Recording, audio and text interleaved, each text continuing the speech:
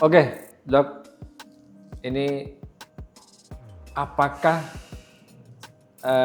menjadi seorang dokter itu cita-cita dari kecil?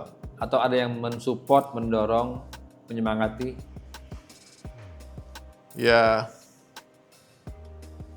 panggilan jiwa. Kita kan dulu kalau lihat dokter itu, satu, banyak ketemu orang susah dan masyarakat sangat butuh. Itulah yang memicu kita untuk ambil kedokteran. Gitu loh. Awalnya situ. Dan waktu itu kan pendidikan dokter nggak mahal kayak sekarang ya. Jadi ayah saya pegawai negeri bisa nyekolahin. Gitu. Berarti memang dari internal sendiri ya, bukan dari eksternal yang mengarahkan untuk menjadi seorang dokter. Internal. Jadi kita lihat fenomena masyarakat.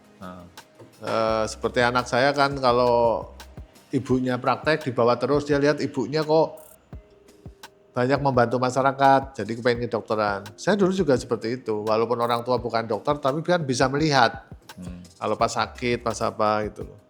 Jadi bukan dorongan dari luar, tapi dari internal. Nah, S1 kedokterannya di kampus mana? 11 Maret, Solo. Solo ya. UNS bareng itu hari. Lancar penyelesaiannya? Apakah ada kendala-kendala? Lancar. 6 tahun setengah. 6 tahun setengah ya. Nah, pengalaman yang menarik apa nih menjadi seorang dokter nih? Baik dalam masa dinas ataupun PTT dulunya? Ya, sebagaimana seorang dokter ya, pengalaman menariknya apa ya? Ya kalau kita bisa menyembuhkan pasien ada sebuah kepuasan tersendiri. Gitu aja. Ya. Itu yang paling utama. Pasien membutuhkan kita, itu ada kepuasan sendiri kita untuk segera menolongnya. Gitu. Dulu di mana dinasnya? Waktu setelah lulus tuh di mana? Langsung di Depok. Langsung di Depok. Iya, Depok. Nah itu kan kalau kita lihat cerita itu kan ada orang yang dibayar dengan pisang, sayur. Kalau udah kota besar kan enggak. Untuk Depok apakah mengalami hal itu? Tidak. Tidak. Karena kan masuk kota besar ya. Oke. Kenapa ngambil sarjana? Nah itulah. Nah ya. Karena pada saat sudah jadi dokter, kok kita lihat bahwa semua gerak kita itu intinya ada di hukum. Ya. Aturan, bagaimana kita setiap hari, ya kan, kita harus tahu hukum lah istilahnya. Sehingga saya ambil hukum. Bukan, saya jadi pengacara loh, advokat, tapi saya tidak melaksanakan. Walaupun ada license Advokat, tapi tidak. Hanya ingin tahu agar kita tahu hukum lah. Hukum apapun kita pelajari. Hukum kesehatan dan hukum lain-lain.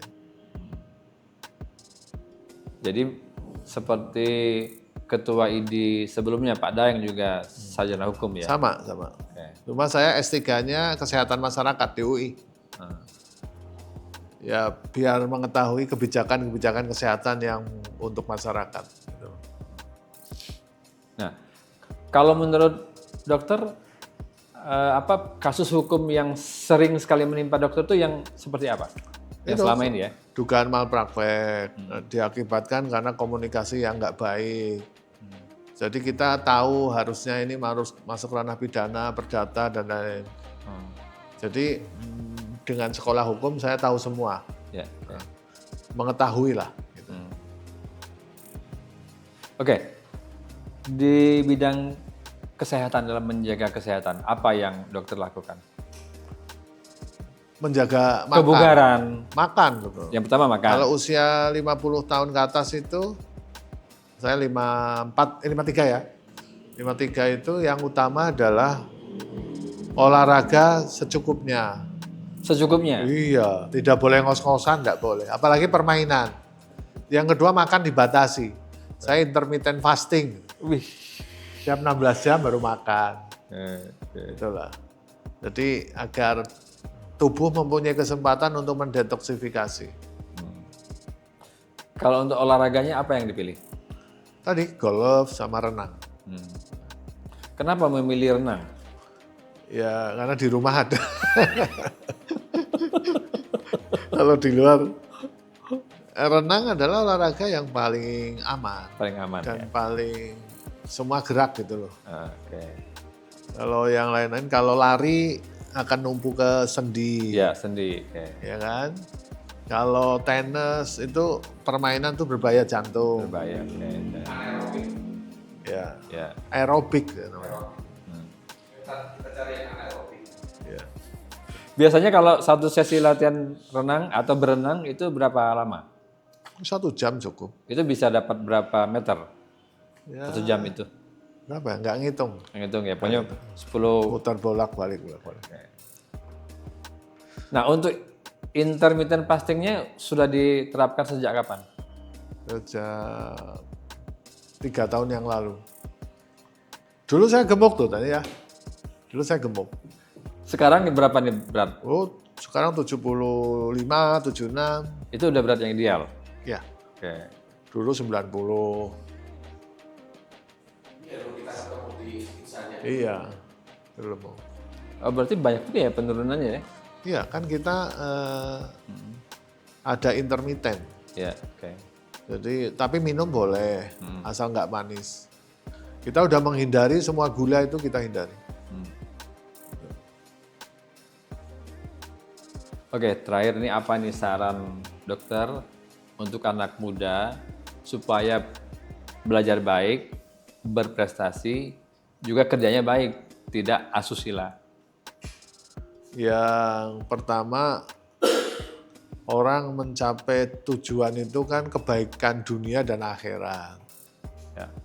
Jadi ya dunia kejarlah cita-cita setinggi mungkin, mengurangi hal-hal yang kurang baik, merokok. Kalau usia muda olahraga sehat.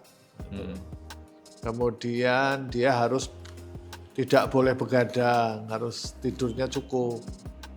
Karena yang di usia muda sering begadang, kadang kalau di usia tua udah sakit-sakitan. Gitu loh.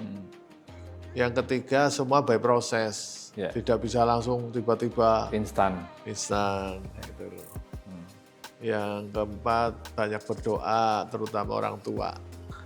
Gitu loh. Tapi yang penting struggle dan doa. Itu aja. Khusus untuk dokter apa nih pesannya? Kan sesama dokter nih ceritanya. Ya, untuk para dokter, bahwa